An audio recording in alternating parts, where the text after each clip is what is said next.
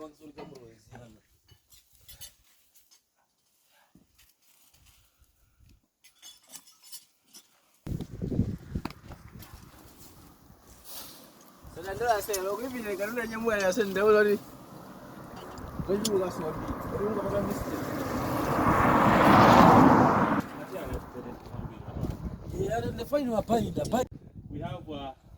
have my empty cylinders there, and the truck got fire here. So because of my first aid training that I have, I've managed to put out the fire with my colleagues. So as we tell you, how to attend the fire training, this is what we mean. We had fire here, but we have managed to put it out. Show them. Here. This is what we call fire training.